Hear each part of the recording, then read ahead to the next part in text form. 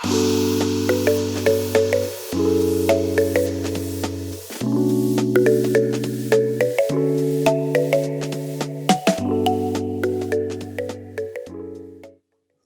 todos y todas muy buenas tardes. Bienvenidos a esta conferencia en una oportunidad más del programa Ventanas a la Política Nacional, que es un espacio auspiciado por la Escuela de Ciencias Políticas y el Observatorio de la Política Nacional de esta unidad académica en la Universidad de Costa Rica.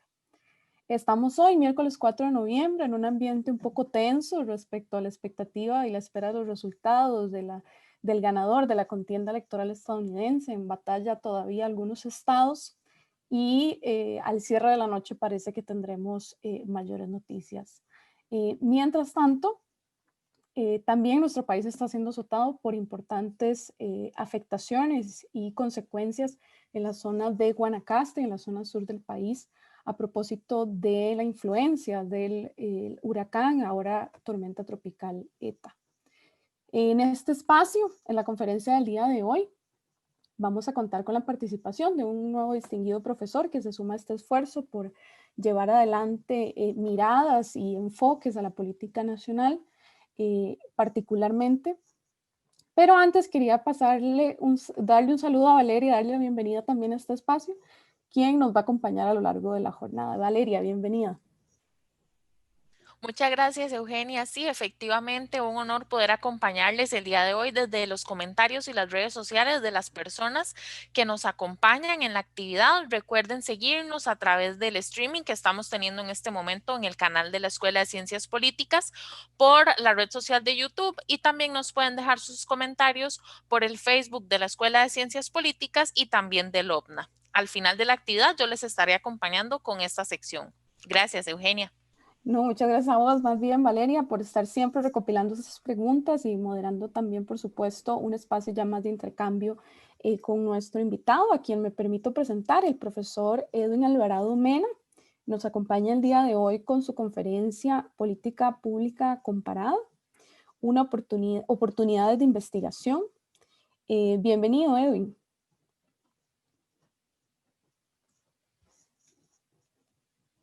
Ya casi se nos conecta el profesor Edwin para darnos un saludo. Buenas tardes. Hola, buenas tardes. Encantado de estar acá. Gracias, Edwin. A partir de ahora tienes un periodo de unos 30, 40 minutos para hacer tu presentación de fondo. Estaremos atentos y atentas. No olvidar a cada una de las personas que nos siguen que pueden dejar sus preguntas en el canal de YouTube y en las redes sociales que la compañera Valeria especificaba. Bienvenido de nuevo y adelante con tu presentación. Muchas gracias, Eugenia, Valeria. Agradezco a la Escuela de Ciencias Políticas por organizar este evento, a su director, particularmente al profesor Gerardo Hernández por las atenciones y las oportunidades que me da para ser orgullosamente profesor de esta escuela.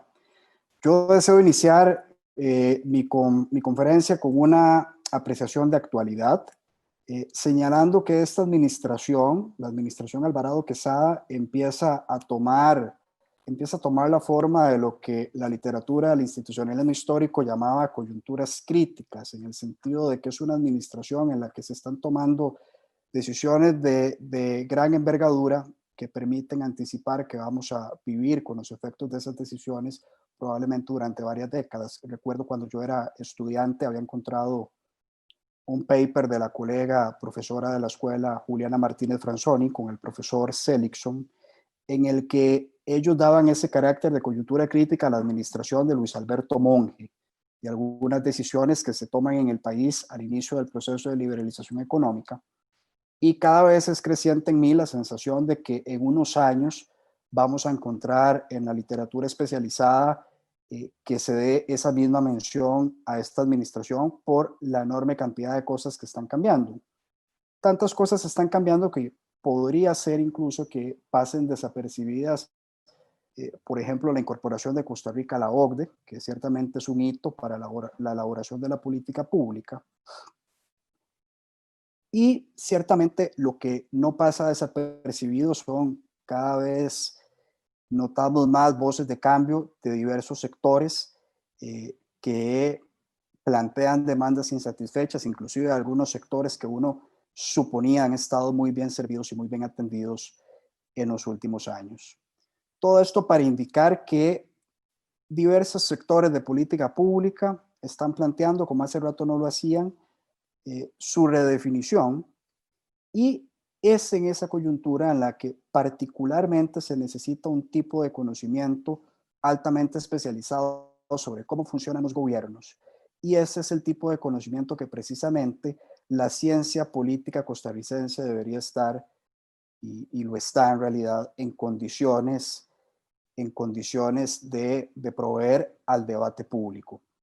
De manera tal que esta charla debe entenderse como un esfuerzo por captar militantes para impulsar una agenda de formación de comparativistas de la política pública dentro de la escuela, que, como mencioné, la coyuntura es particularmente clara en la importancia que tenemos de tener este tipo de profesional. Sin ninguna duda, hablar de política pública comparada, que es lo que haré hoy, es bastante difícil dada la inmensidad de la materia. Por supuesto, se requeriría un curso completo, un curso en forma en la escuela para poder adiestrar a las estudiantes y a los estudiantes en esta materia. Por lo tanto, mis intenciones para hoy son bastante más modestas. Voy a intentar sobrevolar por un campo de trabajo, por mostrar su relieve, por mostrar sus amenidades, sus méritos y fundamentalmente las oportunidades de investigación que plantea. Y en ese sentido, intencionalmente voy a huir de referirme a la lógica de la comparación como tal. Las politólogas y los politólogos sabemos que el método comparado entraña una serie de operaciones cuyo fundamento también es la matemática, dicho sea de paso, pero he considerado que esta discusión sería demasiado exigente para una charla y por lo tanto la voy a dejar un poco de lado para concentrarme más en la cuestión sustantiva de dónde hay oportunidades para investigar en política pública comparada. Además, lo hago con mucha tranquilidad porque hay por lo menos 2 textos que están en español, que es muy fácil conseguirlos en línea, que creo que bastante bien colman la necesidad de tener una introducción, si se quiere, más técnica al campo de la política pública comparada. Uno de esos textos es el del profesor Aníbal Pérez Liñán, se llama El método comparado y el análisis de configuraciones causales, que es sobre método comparado en general, y el otro texto es del profesor Guillaume Fontaine, que se llama Una aproximación realista al diseño de política pública. De manera tal que quien esté interesado en un abordaje más formal, más exigente también de la cuestión metodológica que vamos a ver hoy, ahí ofrezco esos textos. Nosotros vamos a mirar las cuestiones más bien sustantivas. Cuando hablamos de política pública comparada, estamos en la intersección de 2 campos, de 2 áreas de la ciencia política. Una de esas áreas es, por supuesto, el análisis de política pública, que es un campo que fundamentalmente aborda problemas como qué hacen los gobiernos, cómo lo hacen, por qué lo hacen, a quiénes involucran cuando lo hacen y con cuáles resultados, cuáles son los resultados que obtienen. Por otro lado, el método comparado, que es probablemente el método emblemático de la disciplina, lidia fundamentalmente con preguntas del tipo: ¿por qué casos que son similares muestran desenlaces o muestran resultados diferentes? O bien, ¿por qué casos que son diferentes muestran desenlaces que son similares? Hay un paper que es ya un clásico de los 70s de Liebhardt, que todas las personas que hemos tenido en nuestra vida algún tipo de formación en política comparada tenemos que leer o hemos leído, en el que Liebhardt planteaba cuáles son los 4 métodos fundamentales de la ciencia política. Él hablaba del experimental, el estadístico, el comparado y arrimaba un poco el estudio de caso. ¿Okay? El más exigente y el ideal, usualmente así se le mira y así lo hacía Liebhardt, es el método experimental. Lo conocemos bien, esta idea de que tenemos 2 grupos, podemos con criterios científicos al azar repartir a los sujetos en los dos grupos, a uno de los grupos se le da un tratamiento, el otro grupo es de control, y después simple y sencillamente se intenta mirar cuál fue el efecto de ese tratamiento, mirando cuál es la diferencia en el resultado entre ambos grupos, porque como la repartición fue aleatoria, podemos asegurar que el efecto que encontremos se puede atribuir de manera cierta al tratamiento que dimos. Ese es el método ideal de la ciencia, es lo que haría, por ejemplo, una doctora en química en su laboratorio.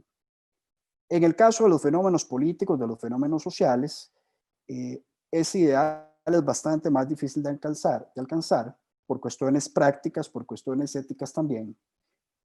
Pero los demás métodos, el método estadístico, el método comparado, tienen sus propias formas para lograr aislar la relación entre las variables y cuando las aíslan tienen también sus propias formas de poder verificar que la relación que están encontrando está libre de la influencia de otras variables, que eso es fundamentalmente lo que hace el método estadístico. Esta introducción me interesaba hacerla precisamente para llegar a esta frase que siempre me ha gustado mucho de Guy Peters, que además de que es un autor muy conocido en el campo de la política pública, es también un metodólogo. Y él decía, el mundo real del gobierno comparado es el laboratorio de los cientistas políticos, donde se determina qué funciona y qué no funciona, y también para demostrar importantes relaciones teóricas entre las variables. ¿Por qué es que me interesa esta frase? Es porque demuestra que la política pública comparada tiene un pie puesto en cada uno de dos mundos. Tiene un pie puesto en el mundo del policy making, de la toma de decisiones real, porque en ese campo la política pública comparada nos permite distinguir, discriminar entre políticas que funcionan y políticas que no funcionan, por ejemplo, como lo plantea Guy Peters ahí, pero también tiene una utilidad en el mundo de la academia, en el mundo científico, porque nos permite conocer relaciones teóricas entre las variables. Es curioso, pero para continuar ilustrando, digamos, la vocación tanto académica como la vocación práctica que tiene la política pública comparada, me interesaba traer el caso de la profesora Ots, que es la autora de uno de los manuales más conocidos, Comparative Public Policy. Es un libro que ella escribió, es un libro bastante bueno, yo lo recomiendo mucho porque es muy didáctico, pero la profesora Dodds tiene además otra particularidad en su currículum, que es que actualmente es miembro del Parlamento del Reino Unido. Entonces es como una figura que personifica muy bien este uso de la política pública comparada, tanto para las personas que se dedican a la investigación académica, como para las personas que tienen un interés más bien estar, digamos, involucrados en el mundo real del policy making. Hay tres preguntas fundamentales que debemos tener claras a la hora de hacer política pública comparada o a la hora de intentar convencer a las personas de que lo hagan. ¿Para qué comparar? O sea, ¿cuáles son los beneficios que tiene un abordaje comparativo de la política pública? ¿Qué comparar? ¿Cuál es la materia prima?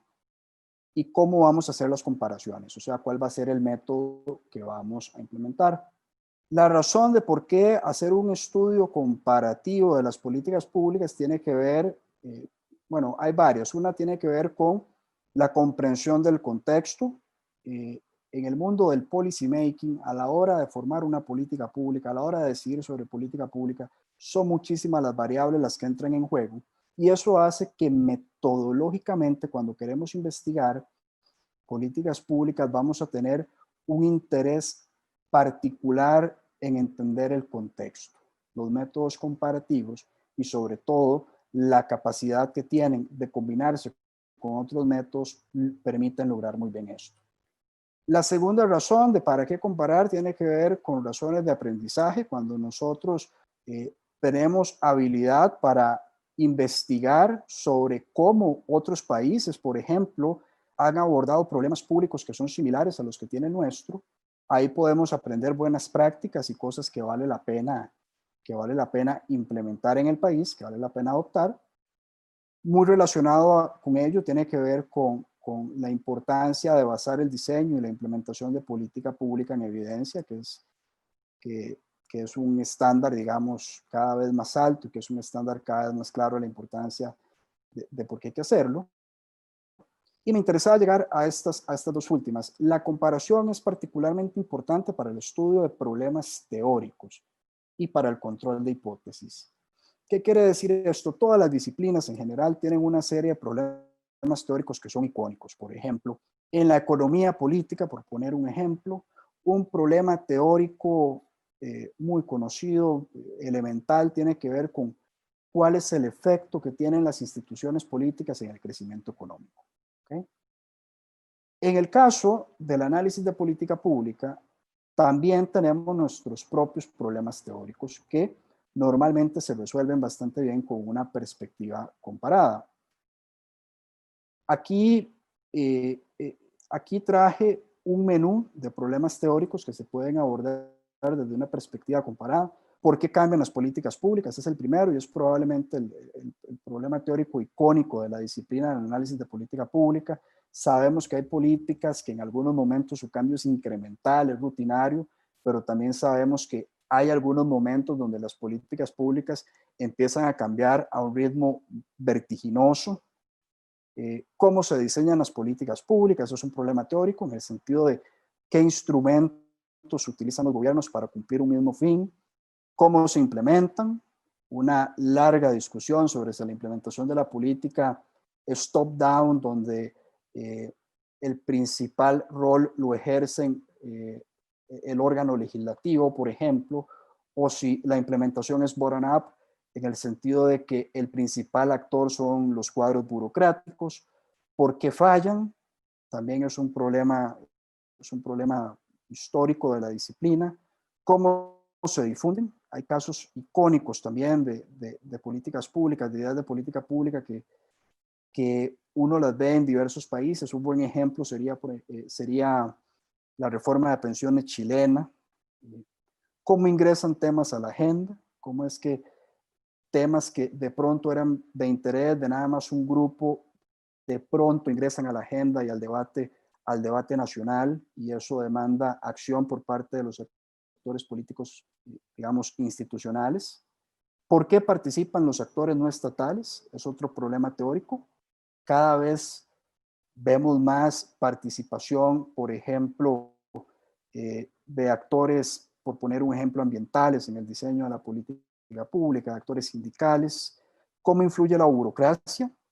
Sabemos que la burocracia es un actor de primer orden en la implementación de política pública y que en el momento donde la burocracia implementa política pública tiene la capacidad de, al habérsele delegado ese poder, llevar esa política pública hacia ciertos resultados que tal vez no eran los que estaba buscando el actor político que diseñó la política. Porque hay unos actores que son más influyentes que otros, particularmente los actores empresariales. Uno de los fundadores de la disciplina del análisis de política pública, Lindblom, solía decir que en democracia los empresarios votan dos veces. La primera vez, decía Lindblom, votan como cualquier otra persona, pero la segunda vez votan apalancándose de sus decisiones sobre la inversión, de sus decisiones sobre el empleo, de sus decisiones sobre la producción. Eso es un problema teórico. ¿Cómo se organizan las redes de política pública? Y también hay un problema teórico en cuál es el impacto de una política pública sobre la población objetivo, que normalmente los conocemos como problemas de evaluación de política pública. Entonces, esto es un menú, no lo acaba, pero son el tipo de preguntas que son promisorias desde una perspectiva de análisis de política pública. Después nos topamos con el problema de qué es exactamente lo que vamos a comparar. Ya dijimos para qué vamos a comparar. Ahora la pregunta es qué vamos a comparar. En esta operación lo que necesitamos reconocer es que hay variedad de modelos que describen políticas públicas. El más elemental, sin ninguna duda, es el modelo del ciclo de la política pública, que es como la la propuesta más elemental que uno estudia en un curso de política pública, en el sentido de que de que un problema entra a la agenda, se formulan soluciones, se toma una decisión sobre cuál de esas opciones se va a implementar, se implementa y se evalúa. Pero hay otros modelos que también sirven para describir la política pública.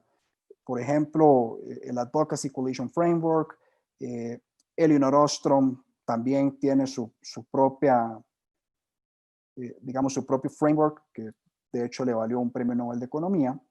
Vamos a optar por uno en particular que es el de instrumentos de política pública. Hay un autor británico que es Christopher Hood, que él hablaba de que todas las cosas que puede hacer un gobierno o que normalmente hacen los gobiernos, las hace a través de ciertos instrumentos que tiene a su alcance. Y él creaba una tipología. Él decía, cualquiera de esos instrumentos uno lo puede ubicar en alguna de 4 categorías. Hay instrumentos que se basan en información, por ejemplo, las campañas. Hay instrumentos que se basan en la legalidad, por ejemplo, por supuesto, las leyes, los reglamentos, las directrices. Hay instrumentos que se basan en el uso del dinero, por ejemplo, un impuesto, pero también una exoneración. Y hay instrumentos que se basan en organización, o sea, que tiene que ver con toda la capacidad material, toda la capacidad de recurso humano, por ejemplo, que tiene el Estado, sus instituciones públicas, digamos, más específicamente.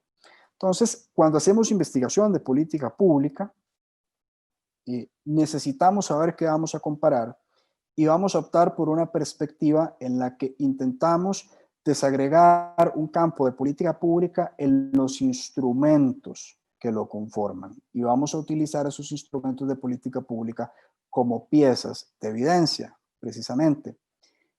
Es importante, cuando uno hace investigación en política pública comparada, tener definiciones empíricas, tener definiciones operativas de política pública, lo cual no siempre es fácil. A mí me interesa particularmente esta, que habla de que la política pública tiene que ver con un conjunto de decisiones que toman un grupo de actores que se refieren a la selección de los objetivos y a los medios para cumplir esos objetivos. Esto es importante porque precisamente llevar el análisis al nivel de la selección de objetivos y de los medios con los que vamos a cumplir esos objetivos es lo que introduce la utilización de modelos de instrumentos de política pública como el que acabo de comentar, de Christopher Hood. ¿Por qué esto es tan importante en una agenda de investigación de política pública comparada? Por lo siguiente, hay en Costa Rica, pienso yo, le hablo mucho a mis estudiantes del Seminario de Asuntos Públicos sobre esta tendencia, a estudiar política pública en la medida en que Mideplan tenga un documento que se llame política pública de algo. Por ejemplo, en Costa Rica hay una política nacional de ordenamiento territorial que está inscrita ante Mideplan. Entonces tenemos cierta tendencia que cuando los estudiantes y las estudiantes piensan en investigar en política pública, investigar ese tipo de documentos, que está muy bien, no hay ningún problema en ello, se puede hacer una tesis muy respetable, muy seria, muy rica, partiendo de ese tipo de cosas, pero ciertamente el universo de la política pública es mucho más grande que esos documentos. Se hace política pública en todos los sectores, todos los días. ¿Por qué? Porque los gobiernos utilizan instrumentos, en algunos sectores lo hacen de forma más institucionalizada, pongamos por ejemplo comercio exterior, en otros seguramente sea todo más, esté el nivel de maduración más en ciernes, como por ejemplo sería el caso, digamos, de la política deportiva, pero todos los días los gobiernos lo hacen. Y la segunda pregunta fundamental es cómo podemos comparar. Aquí nos topamos con 2 posibles usos que son muy conocidos para cualquier persona que haya tenido alguna instrucción en método comparado. Una posibilidad es que uno seleccione casos similares que tienen resultados diferentes y otra posibilidad es que uno seleccione casos diferentes que tienen resultados similares. esto queda más claro con un ejemplo que voy a extraer no del campo de la política pública, sino de las investigaciones sobre democratización. En los 90, por ejemplo, James Mahoney y Deborah Yashar hicieron sus investigaciones doctorales sobre el cambio de régimen político en Centroamérica. Entonces, en el caso de James Mahoney, por ejemplo, él se preguntaba por qué países tan similares como los países centroamericanos, que tenían un conjunto de variables sociales, económicas, culturales e históricas en común, o sea, cómo casos que eran tan parecidos generaban o tenían regímenes políticos tan diferentes. Dos dictaduras tradicionales en Nicaragua y en Honduras, dos dictaduras militares en Guatemala y en El Salvador, y una democracia liberal en Costa Rica. Entonces, esto es un buen ejemplo de este primer uso. Casos similares con resultados diferentes. Un ejemplo de casos diferentes con resultados similares, la investigación de Elizabeth Wood sobre la democratización en Sudáfrica y en El Salvador. De esos dos países, Sudáfrica y El Salvador, que ciertamente se parecen bastante poco entre sí, tienen una particularidad: ambos se democratizaron a raíz de movimientos insurgentes. Entonces, la estrategia de Wood para probar eso fue la contraria a la de Mahoney. La de Mahoney era: voy a escoger casos muy similares porque voy a explicar algo diferente. La de Wood fue: voy a escoger casos muy diferentes porque voy a explicar un resultado similar. La importancia de la comparación entonces es que en la misma selección de los casos nos permite controlar el efecto de otras variables, y además la selección de los casos es la antesala para el uso de otros métodos. Esto es bastante importante.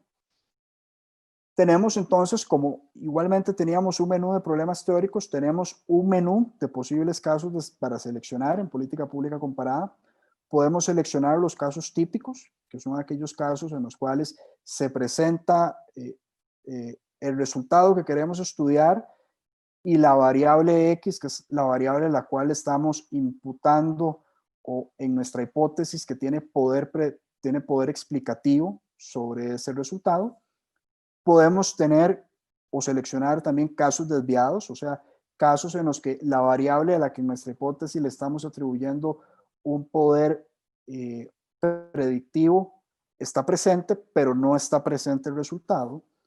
Y podemos también seleccionar casos que son inconsistentes, o sea, casos en los cuales está el resultado, pero no está la variable a la que le atribuimos un poder predictivo. La importancia del método comparado es que una vez que uno seleccionó su caso, uno puede combinarlo con una variedad de métodos. Hay investigación comparada que utiliza análisis estadístico, hay investigación comparada que utiliza estudio de caso, la hay que utiliza process tracing, análisis contrafáctico, narrativas analíticas, etnografías, métodos mixtos, inclusive también. Entonces, aquí vamos a empezar a mirar algunos ejemplos de tipos de investigación que es posible realizar desde una perspectiva comparada. Empecemos con las posibilidades que abren los diferentes diseños de investigación. Puede haber investigación que lo que plantee sea comparación entre países, y al mismo tiempo uno puede escoger una pregunta puede tratar entre hacer una comparación entre muchos países.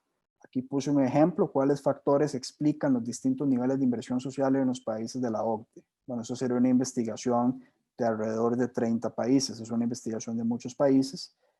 Un problema teórico que vamos a ver, esta pregunta parecería relacionarse con un problema teórico que es la capacidad de las políticas. Acordémonos que acabamos de ver hace un rato el menú de problemas teóricos que hay en el análisis, en el campo del análisis de política pública. Uno también puede hacer la comparación entre países, pero utilizando pocos países, como por ejemplo sería esta pregunta: ¿por qué Costa Rica muestra mayores niveles de corporativismo empresarial que los demás países centroamericanos? que sería sin duda alguna, digamos, una pregunta sobre la participación de actores no estatales en política pública. Otra posibilidad de diseño tiene que ver con la comparación subnacional. O sea, ya no voy a comparar países entre sí, sino que voy a comparar partes de esos países, regiones de esos países. Puede ser que uno compare entre regiones de un mismo país, como sería esta pregunta que tengo acá de ejemplo: ¿por qué las políticas de alivio a la pobreza tienen resultados diferentes en distintas regiones de Costa Rica? En las encuestas a veces parece que hay ciertas regiones del país que tienen ciertas mejorías, mientras otras no.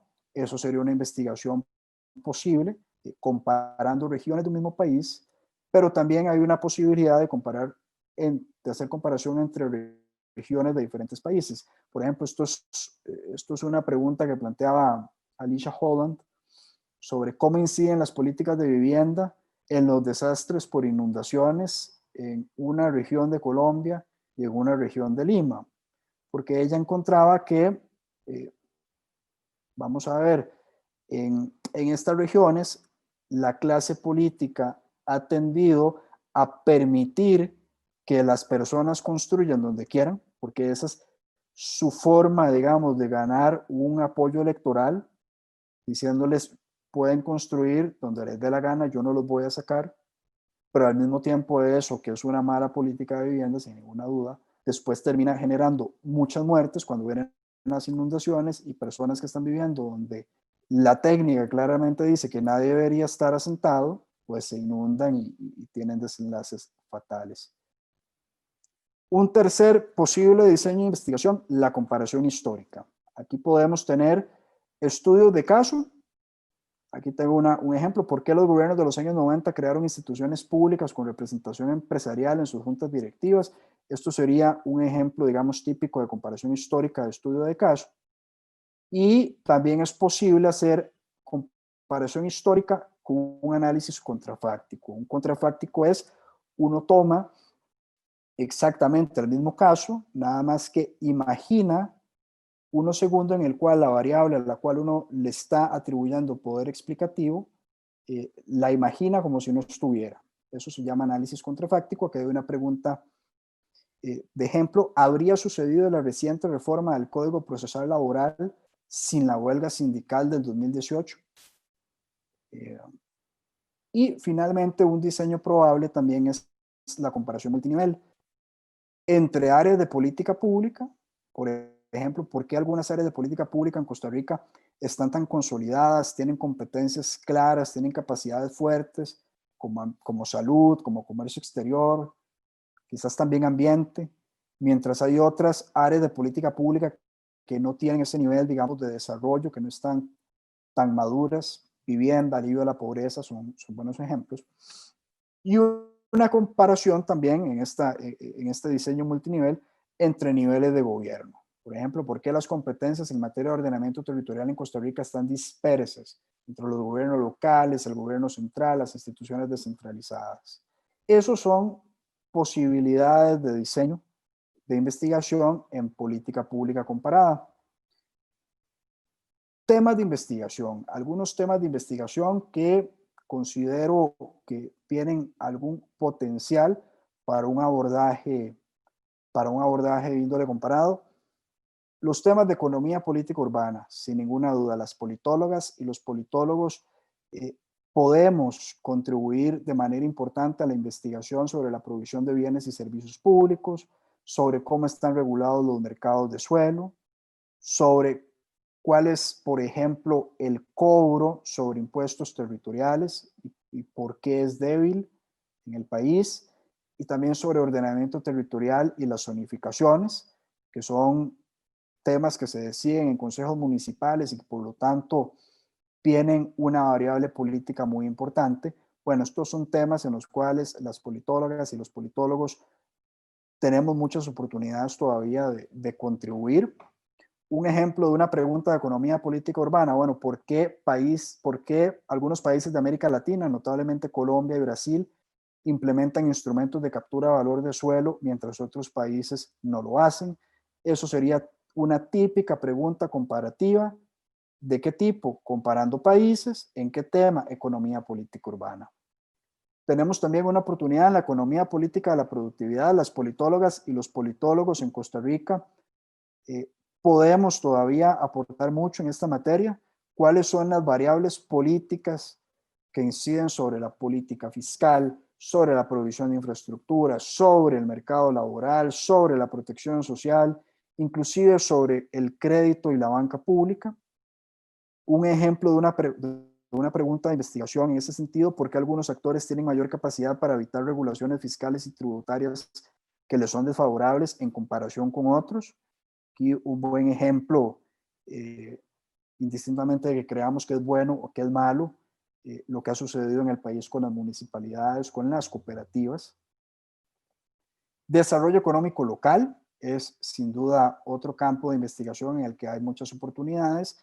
Investigación de clústeres, investigación sobre el cooperativismo, que en algunas regiones del país ha jugado un rol bastante importante en el desarrollo local.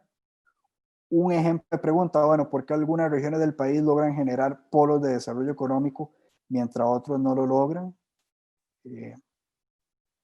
Temas de gobernanza, también hay un campo que las politólogas y los politólogos podemos explotar, por ejemplo, en relaciones gobierno-sindicatos, en relaciones gobierno-empresariado, que curiosamente en América Latina este primer campo está relativamente mejor desarrollado, el de las relaciones de los gobiernos con el movimiento obrero.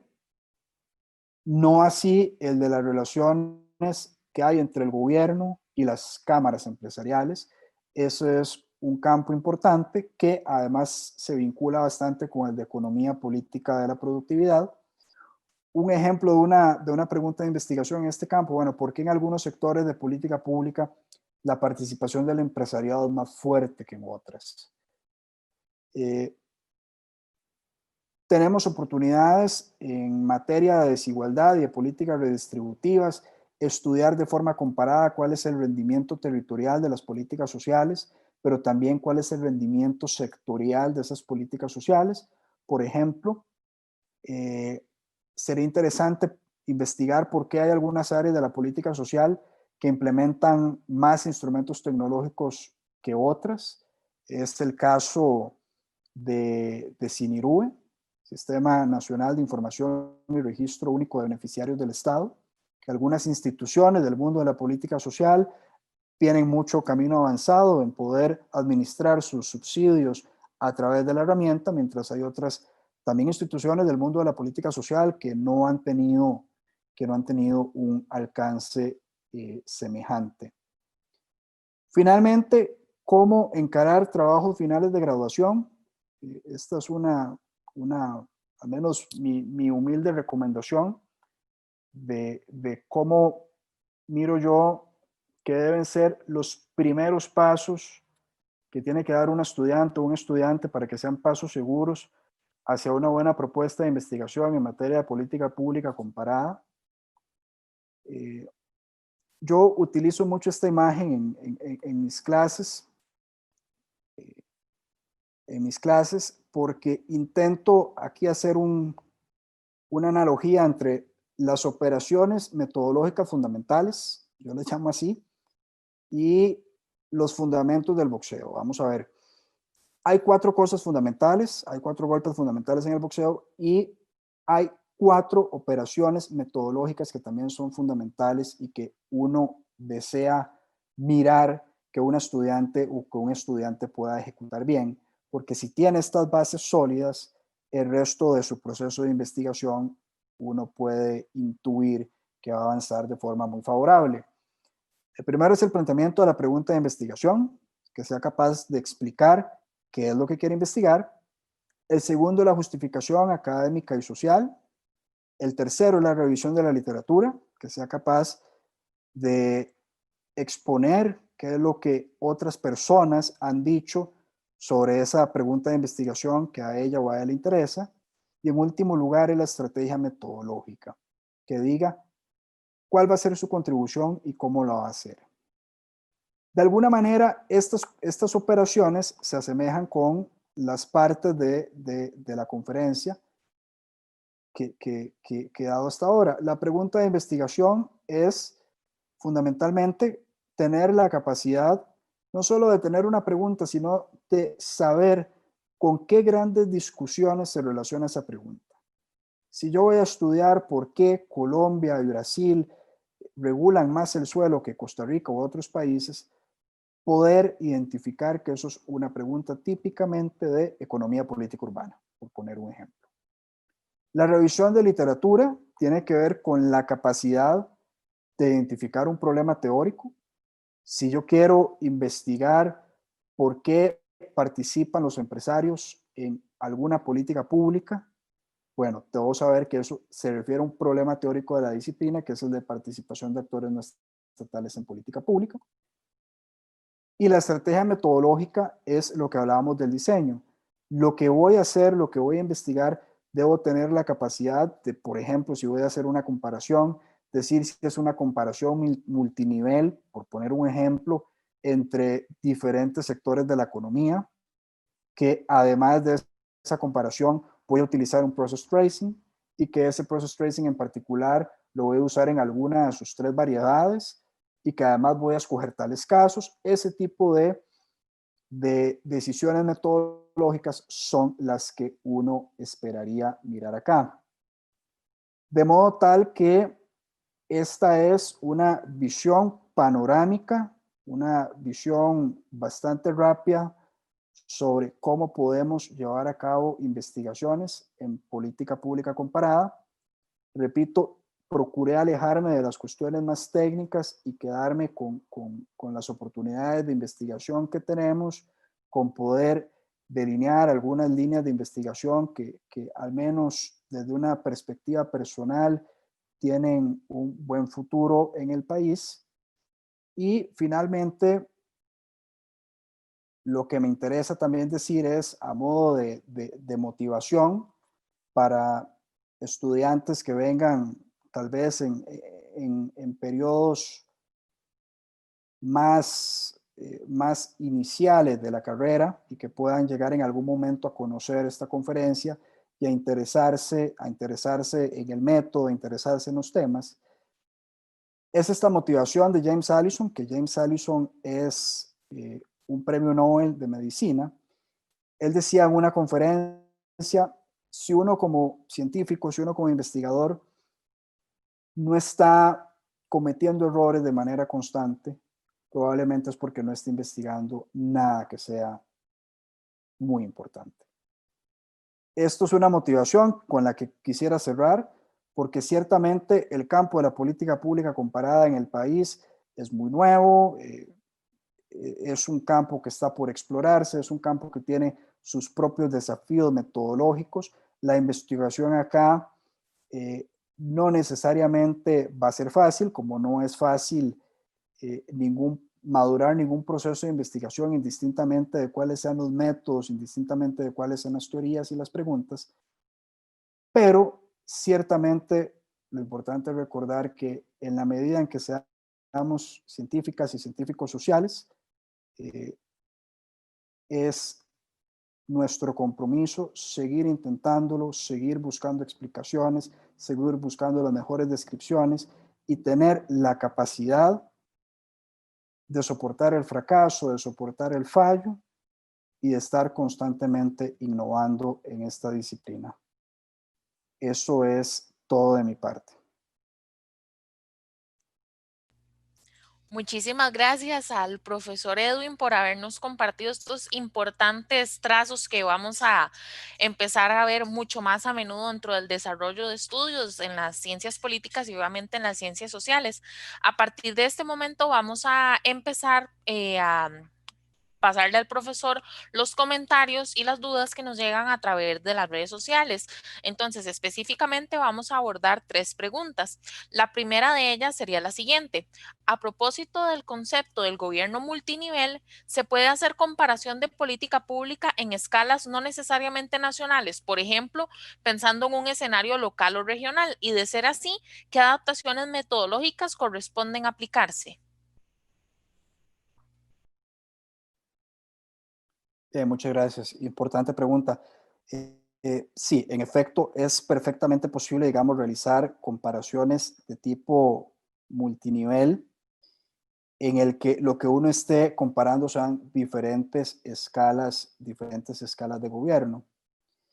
Dicho sea de paso, hay un paper importante, lo leímos en mi seminario de asuntos públicos, precisamente en la sesión sobre economía política urbana, de la profesora Alison Post de la Universidad de California en Berkeley, en la que ella hablaba de que hay dos formas de entender la ciudad cuando uno quiere hacer investigación política.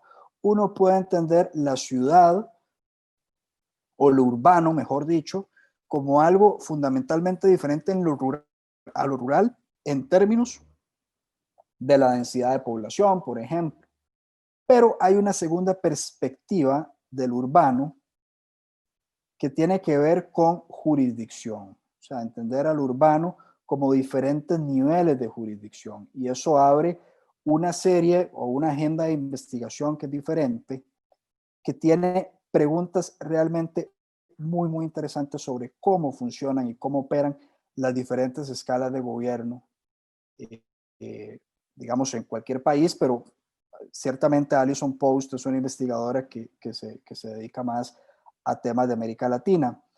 Esta sería ciertamente una oportunidad de estudio, sobre todo porque en Costa Rica hemos hecho investigación a nivel local, ciertamente, que podría complementarse con la perspectiva de cómo se relaciona o de cómo interactúa no solo el nivel local en cuanto tal, sino el nivel local con el nacional. Es un poco el ejemplo que intenté plantear en la pregunta del caso de el ordenamiento territorial en Costa Rica, que ciertamente hay competencia municipal ahí, pero también tenemos una autoridad nacional en materia de urbanismo, que es el INBU, y tenemos algunos ministerios, o sea, órganos del Poder Ejecutivo que tienen responsabilidades de ordenamiento territorial en ámbitos particulares como el Ministerio de Ambiente.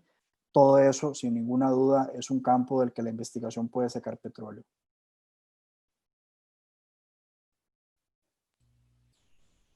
Muchísimas gracias. A continuación, me gustaría, bueno, hacerle conocer que hay algunas personas que nos han escrito en YouTube, que les están reportando sintonía al programa, obviamente, y que le están mandando un saludo cordial. Estos son el profesor Orlando Vega, que tiene una consulta que ya la voy a abordar, y también la estudiante Fátima Ruiz y Jorge Rojas, que también es politólogo. Entonces, en ese sentido, el profesor Orlando Vega a través de YouTube nos hace llegar la siguiente consulta, que sería la siguiente. Cuando se quiere comparar una política pública que falla, ¿cómo abordar el desafío de obtener la información, tomando en consideración que el éxito tiene muchos padres, pero que el fracaso es huérfano? Esa es la pregunta, me parece que la hizo el profesor Orlando. Ese es el desafío metodológico fundamental de la investigación que tiene que ver con policy failure, que inevitablemente eso es una discusión política. Cuándo vamos a decir que una política falló o no? ¿Qué es lo importante acá? Que siempre le digo a mis estudiantes, aquí es donde juega particularmente el ámbito de la inferencia descriptiva. ¿Okay? Sí, ciertamente nosotros estamos intentando aplicar métodos como el método comparado, que son métodos de inferencia causal, o sea, que son métodos que intentan explicar las causas de algo, que intentan develar mecanismos causales, pero la inferencia descriptiva, que es la que nos permite caracterizar de forma científica y de forma eh, precisa una situación, es absolutamente fundamental en ese tipo de investigaciones. De manera tal que la pregunta de cómo vamos a atribuir un fracaso de política pública es meramente el capítulo descriptivo de una tesis, por ejemplo, donde uno va a decir cuáles son las implicaciones observables de decir esta política falló. Y eso es una decisión del investigador, ciertamente, o de la persona que está investigando. Por otro lado, es totalmente cierto lo que dice el profesor en el sentido de que obtener información va a ser un desafío metodológico. Probablemente tenga que ver con el hecho de que el profesor ha realizado investigación, ha llevado a cabo investigación en esta índole, entonces se ha topado con ese desafío metodológico. No hay mucho que uno pueda hacer si la información, digamos, está escondida o si la información está hundida. Lo que uno debe garantizar es que la parte de inferencia descriptiva en la cual uno va a atribuir a qué tipo de evidencia un fracaso, hacerla de la forma más transparente y más honesta posible e intentar buscar la evidencia.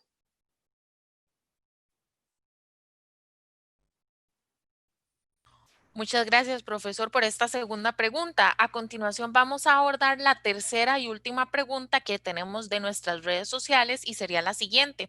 ¿Tiene el decisor de política pública en nuestro país los insumos y capacidades suficientes para realizar estudios comparativos de política pública ante los retos de diseño, implementación y evaluación de política pública? ¿Cuál es su consideración al respecto?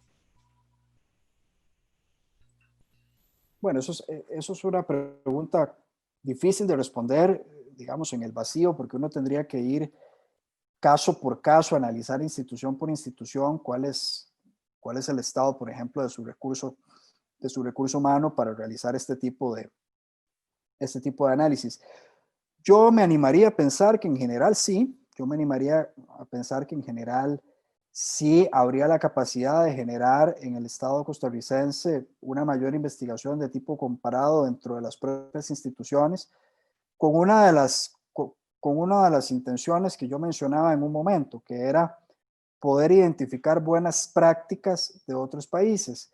Creo que además probablemente sea algo que normalmente se haga en las instituciones públicas, aunque tal vez no lleve el nombre preciso de esto es un análisis de política pública comparada, pero sí ciertamente, al menos desde mi experiencia en una institución pública, creo que hay funcionarios que sin saberlo están operando en algunas de sus investigaciones, por lo menos que yo he podido ver en el ministerio donde estoy, operan comparativamente. El reto, el reto para una escuela de ciencias políticas en particular, que está graduando personas que en algún momento llegan a trabajar, algunas de ellas en instituciones públicas, es poder hacer esa formación de manera más explícita, de manera más robusta, para que cuando salgan al mercado laboral lo puedan hacer de una mejor forma. Pero pensaría que sí es posible.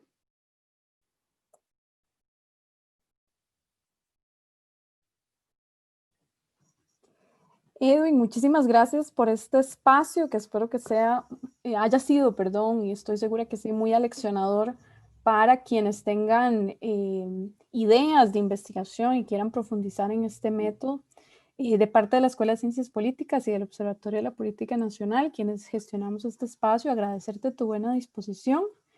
No sé si quieres agregar algún otro comentario. Muchísimas gracias por la oportunidad y por la atención. No, pues ha sido un gusto a todas y todos nuestros seguidores en el programa. Agradecerles, por supuesto, haber seguido esta transmisión. Recordarles que en unas semanas estará disponible en el YouTube de la Escuela de Ciencias Políticas para consulta. También, por supuesto, agradecer a Valeria, que nos ayudó en la parte de las preguntas, Valeria Vargas, la profesora, también a Carol Ríos y al compañero Eric del Departamento de Tecnologías de Información de nuestra escuela por el apoyo técnico para producir este programa. Les invitamos además a una serie de ventanas que vamos a tener, que les llamamos ventanas a la Escuela de Ciencias Políticas, que a partir de la próxima semana darán a conocer los principales esfuerzos de investigación, acción social y otras áreas de acción que nuestra escuela tiene de cara a la sociedad y a la comunidad académica. Muy buenas noches a todos y muchísimas gracias.